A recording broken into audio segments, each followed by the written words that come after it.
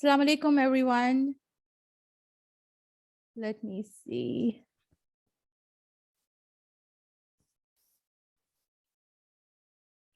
Okay. Assalamu alaikum, everybody, and thank you so much for joining us today for our Generational Wealth webinar, three-part series that we've been having. It has 3 parts in it, and we have already finished our first part, episode 1, where we covered the topic of building halal wealth. Today, we will be passing on the baton to our next presenter, which is Habib Anwar, and he will be discussing the topic of tracking and preserving wealth, inshallah. And we will be having our concluding episode on leaving a legacy, distributing wealth in about 2 weeks' time, October 28th at 6 p.m. Eastern. So make sure that you register for our upcoming webinar as well. This way, for any reason, if you're unable to join us, you're able to get the recording link emailed to you straight in your inbox. And for some reason, if you were unable to join us in our past webinar, Building Halal Wealth, you're able to watch its recording on our YouTube channel, or it's also posted on our Facebook page. We will move forward. So today's webinar is the topic of tracking and preserving wealth. And I think we all agree that wealth is a blessing from Allah, and any blessing from Allah is an amana from Allah, and we need to take care of it. So if we've been blessed with wealth, or if we have whatever wealth Allah has given us, it's important that we track it and not scatter it away, and preserve it also, so that we can pass it on to the next generation or our children. But before we move on, let's go over the disclaimer as usual. Any webinar or postings of ShariaPortfolio are for educational purposes only. And if you do have any individual questions or need to consult with a financial advisor, please reach out to us, and one of our licensed financial advisors will schedule a consultation call with you. And now today's agenda. It will begin with a recap of our previous episode that we had about 2 weeks ago about building halal wealth. Then it will be tracking, knowing your finance, followed by preserving, growing your finance. And of course, towards the end, we will save some time for Q&A session where we will try our best to address all your questions. So please make sure that you submit your questions in that little question box that you see on your screen, and preferably not in the chat box, but in the question box. And without wasting much time, I will be giving this the mic to our presenter, Habib Anwar. Let me give the control to him. Habib, I have given you the control, so if you could accept it. It says I can control it, so. Okay, so let's move on. Doesn't look like I can, but Assalamu alaikum, everyone. Bismillahirrahmanirrahim. My name is Habib Anwar, and I'm a financial investment advisor at ShariaPortfolio. This is a great opportunity because it talks about, today I'm talking about 2 topics that are very close to my heart. But before we get into that, I'm just gonna quickly recap. And Sister Shafak, I might need your help. Looks like I can't control the... You need to accept it. Are you not able to see the message? No. Okay, then let me get back, because now I'm not able to control it anymore. So I'm going to stop that and I'll move on to the next slide. Okay. All right, so in the last webinar that Brother Ali Asgar presented, Ali Asgar Walji, we spoke and we touched upon building halal wealth, the importance of building halal wealth, and learning the process. A quick reminder, building halal wealth refers to any income that you earn should be halal, and it is a part of worship. Halal does not refer only to how we eat our food, what kind of food we eat, or how the animal is slaughtered, but also refers to how we earn our money. And why is it important? Because it builds in us a level of self-reliance, responsibility, and opportunities. And Ali Asghar also took us through the learning the process, knowing about Sharia compliant investing, what it entails, and what are some retirement options or education options. So, but today I'm going to talk a little bit more about what happens once you earn an income.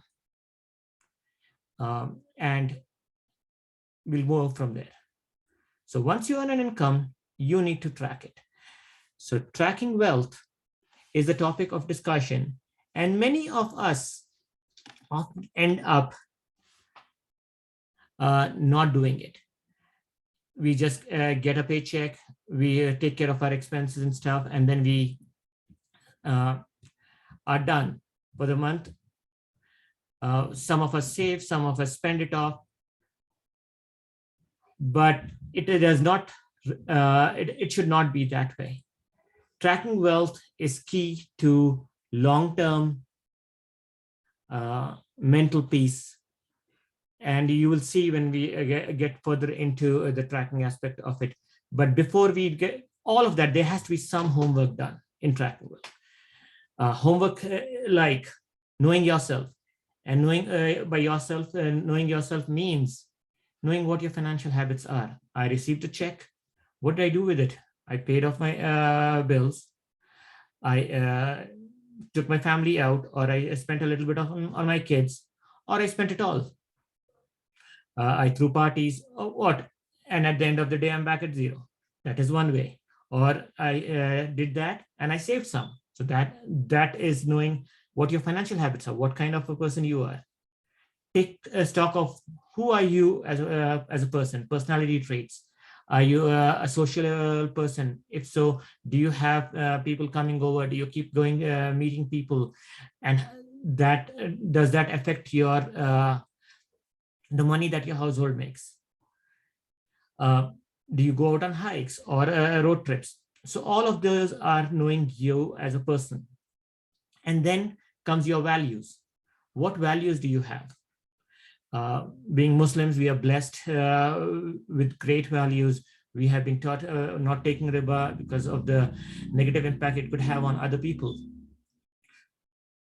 So that is a value. It could, sometimes people think that those are restrictions. No, but they're not. They are to empower us. And then those three combined with what your limitations are. How much do you earn?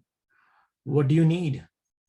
Are there medical expenses ongoing? Are there education expenses on? So what are your limitations? What are you left with? Combine that, knowing yourself, with getting an accountability partner. And what is an accountability partner, you may ask, or some may ask?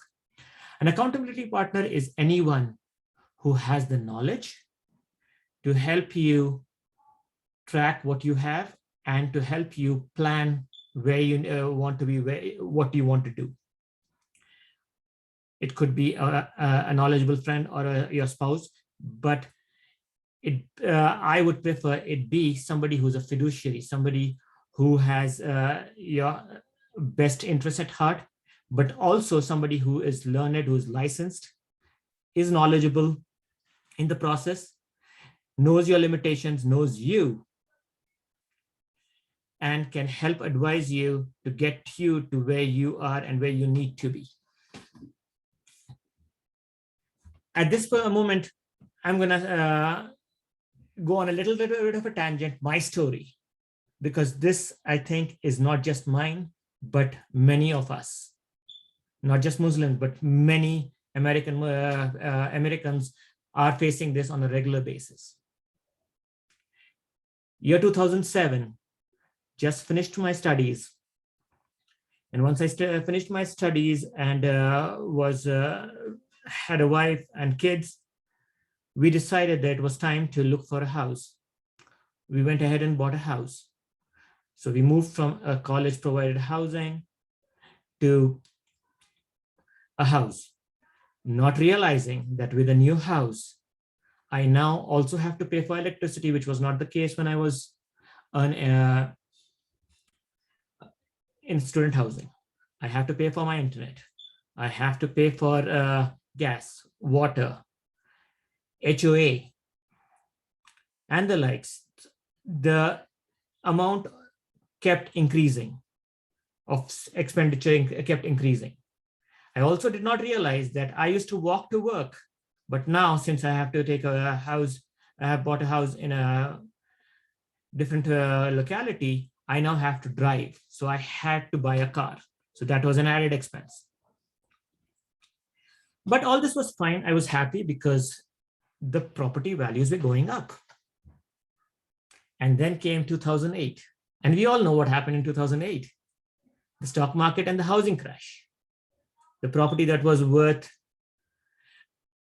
a lot suddenly was reduced to half. But the expenses remained. And that brought in fear, pain, and panic. That taught us a lesson that we probably took a little bit of a jump early without realizing all the implications of expenses that we would be incurring from moving from one thing to another. And this happens often when you are faced with some challenges. That's when you start realizing, oh, should we have done this or that? But Alhamdulillah, in a year's time, the market improved. The property was fine. But that 1 year taught that jumping into things without knowledge, without budgeting, really can affect your bottom line, can bring you pain that you don't need, can bring you the panic that you don't need, can bring you fear and stress at home that you don't need. So that learning had actually made me start taking notes on an Excel sheet. I started taking stock of what I used to come, what we spent, and what we was left as surplus for maybe a rainy day, or maybe when things might go south even further, because now we were scared. With that, we also started learning about our net worth, what our property was worth, what it's now, and things like that. So I realized that the budget and net worth go hand in hand. I was using a rudimentary tool like Excel, but there are today many tools available that can help you track your wealth and finance. And by using them, what you actually really have is a financial scorecard that presents to you regularly where you stand and helps you make decisions that might help you take the right decisions for your future.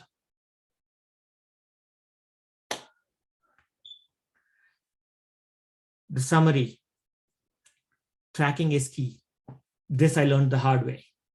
And I want to share with you that if you are not tracking, start tracking today. Whatever, you don't have to share it with anyone, just for yourself. Just track. You need to know that your assets minus your liabilities show your net worth. Your income minus your expenses will give you what your potential to save. You need to know where you are, where you're headed, and where you want to be heading.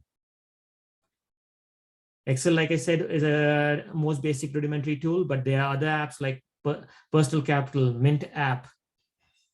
ShariaPortfolio provides clients with a web portal that allows you to monitor your goals, where you want to be, and your net worth. And whether you do it a monthly basis or a yearly basis, review your finances and your wealth periodically. I recommend at least quarterly. I'll take a minute breather here. And if you have any questions, I recommend that you send it in the question box that Shafak pointed out to earlier. So we can address them at the end of the webinar. And without further ado, I will move on to the next topic that I think is very important. It's also something that I've experienced, and it is in alignment with me. So here's to preserving wealth. So 2009, everything was hunky-dory. Now we got to 2019. My wife and I are 40. We have 3 boys. The oldest is a teen.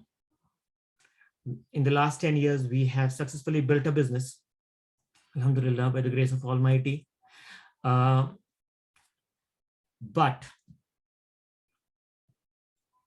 that day, in this summer of 2019, when we were, as my wife and I were sitting, we realized that we had not saved for our oldest or for our youngsters, with our oldest going to college in 4 years. And a minimum college yearly expense is about 25K a year.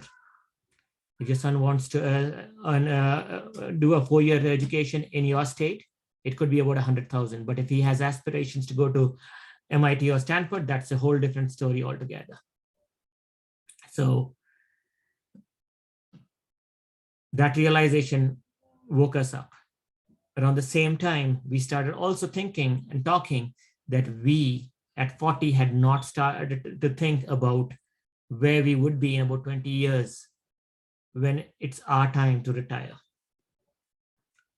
We had absolutely no savings because we, being business people, focused entirely on putting all the money into our business. 2019 and then 2020 really shook us, because with things going south for many businesses and COVID, a lot of things were wiped out. So at that time, we started investing, and alhamdulillah, we are on our way. But you might think, oh, if you haven't done it, why should I? Right? No, we had not. And I realized that no time is a wrong time to start. We started. The key is to get started. I learned that the earlier you start is better, but if you have not started early, start now. Start today. Don't leave it for tomorrow. Start figuring out. Identify what your goals are. Avoid making pitfalls and common mistakes. The common mistakes that one makes, and that I made and my wife made, is, oh, this year we don't have enough. Today, this month, we don't have enough. We'll save it next month. And believe you, my friends, tomorrow never comes. And expand your opportunities. Learn. Try to ask questions. Ask questions of anybody who's knowledgeable. Talk to your financial advisor. Present them with challenging situations that you face, for only you know what you are facing. And try to find answers to your questions. That is the key to you getting to where you need to be. I will highlight a couple more slides, one on education that I have experienced with my research, and one on retirement. There are about 6 million plus Americans who are Muslims. Only 11% have a graduate degree. And less than 5% of those Muslims born and raised in the US have graduate degree. 11% overall, but 5% born and raised. And you might ask why that is so. If their kids are born, they must have better access to better things. But the problem is there is no savings in the family. So students usually drop out after their 12th or the basic college, drop out, want to go out work, save some money for themselves, and plan to come back to college someday. More than 50-60% are not able to come back, because once you start earning, you are in that a different rut. The reason for that is there aren't many college saving options available that cater to the Muslim population. And even those that are have limitations. The 5 to 9s that are mostly state sponsored are not permissible for Muslims because they attract interest. Loans, student loans usually have interest, so we tend to avoid it. Some plans like the Coverdell ESA, they have saving limitations of $2,000 per child per year. Unless you started early, you are not going to go far with those. For products like UTMA, UGMA, there is a big financial impact on financial aid. So these are challenges. So is there a solution? Yes, there is. There are options. And that's where your knowledge comes in. You reaching out and talking to people who can help you and guide you and open those doors for you, or provide you that knowledge will help. There are combinations of savings plans that can help make up. For example, you could do a combination of a Coverdell or a Roth. Talk to your financial advisor.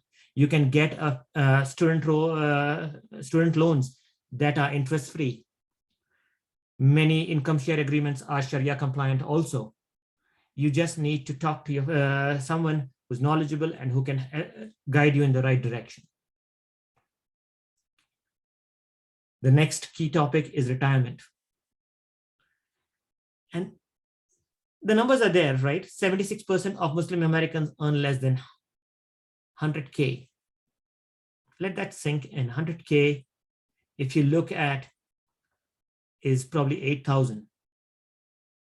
And then with all the taxes and everything that gets deducted and things going away, you're probably left with just enough. 60%, that's why Muslims consider that their financial health is poor. Again, the challenges are, there is a dearth of knowledge of investment options. People don't have the knowledge. The other thing is, we are unable to participate in multiple company-sponsored 401ks because interest-based selections being there in their choice of funds. There are limited income to reach our goals.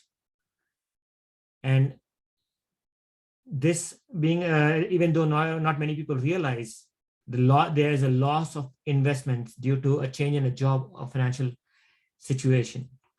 You change a job, you sometimes want to roll over, you are unable to, because the newer, and you don't know what to do with that 401k. There are options available. Like every challenge, there's a solution. There are Sharia compliant investing options that are available now. You can actually participate in your company sponsored 401ks by using the self-directed options that you can ask your HR for. In addition to that, tracking, that is your key. Track your goals, track where you are, track where you want to be, and it will help you start asking the right questions and get you in the right direction. To summarize,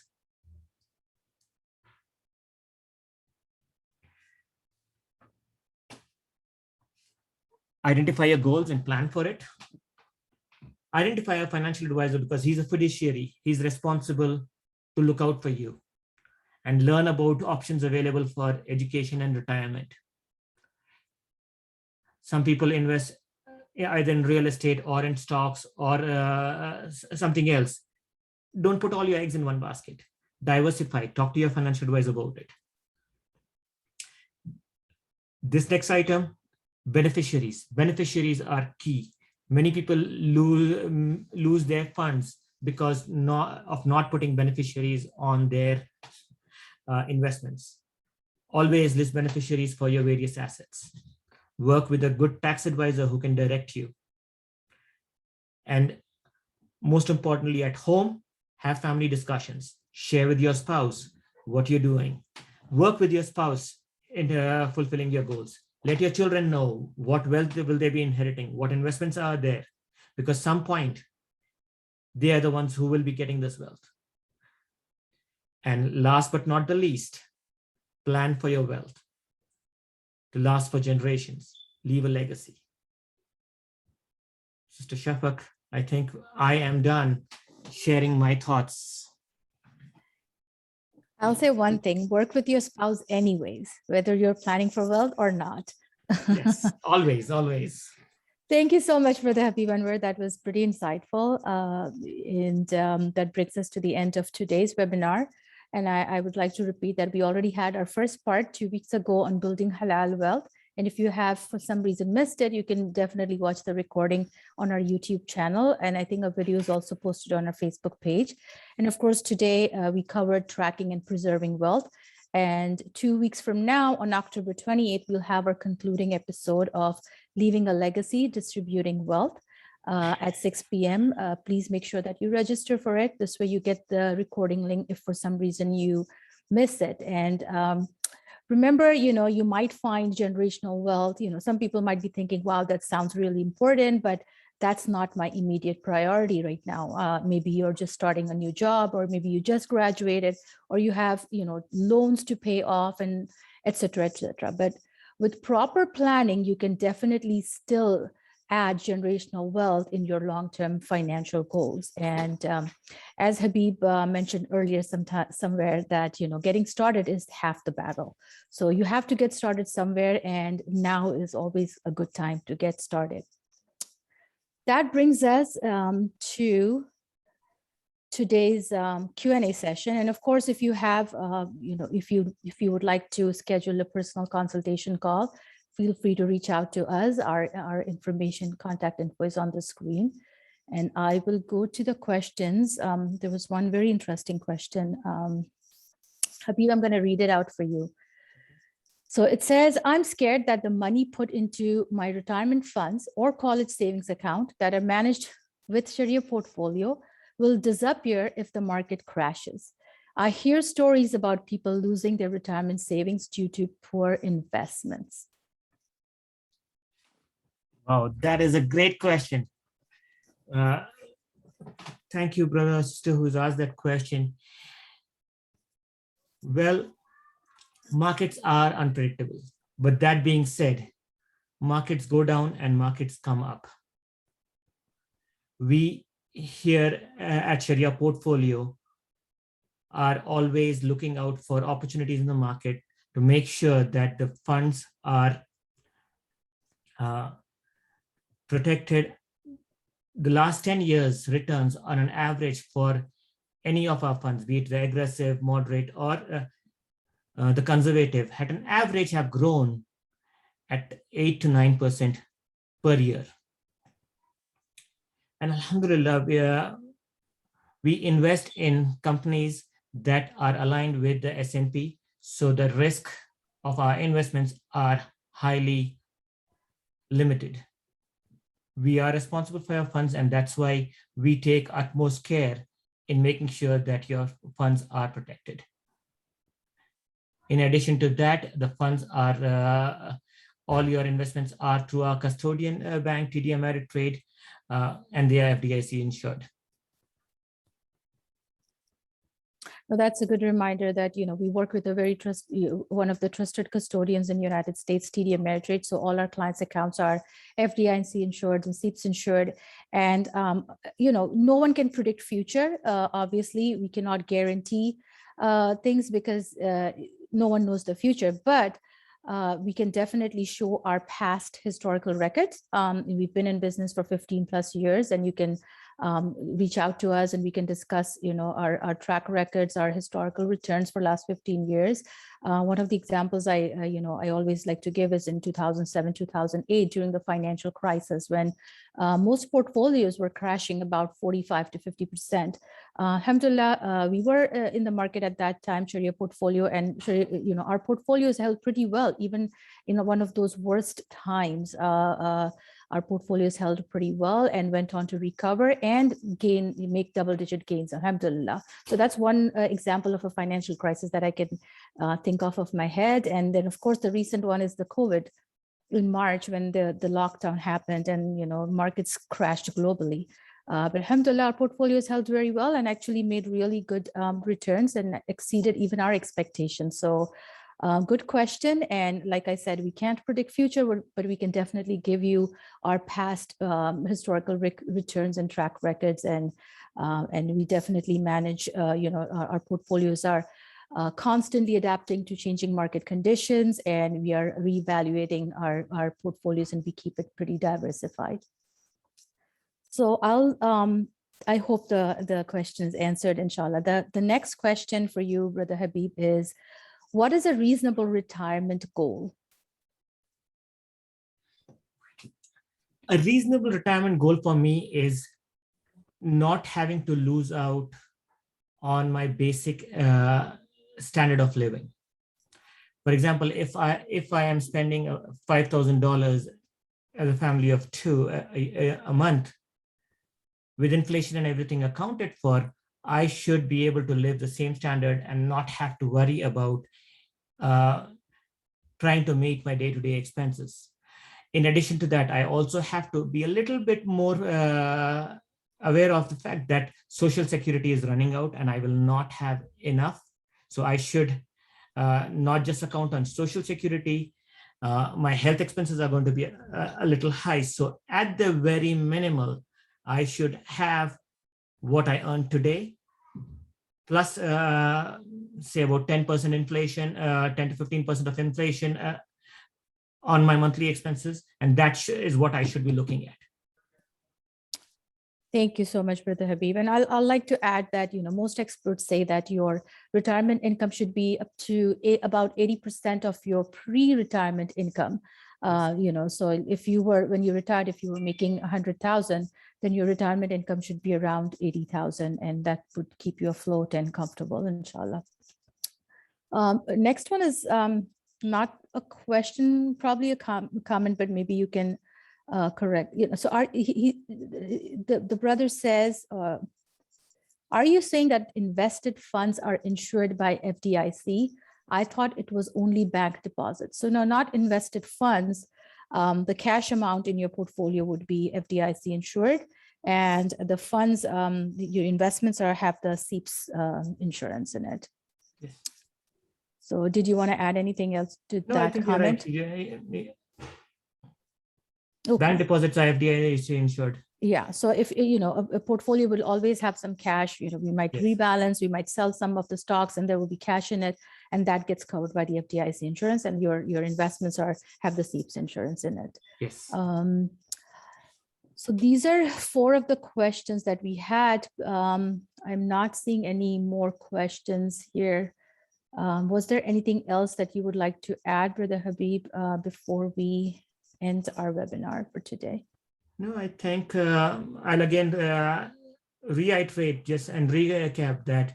Remember, track and plan to preserve. Identify, track where you are, where you want to be, have a set of goals, and plan towards those goals to preserve your wealth, and talk to someone who's knowledgeable and who can give you the information that you need.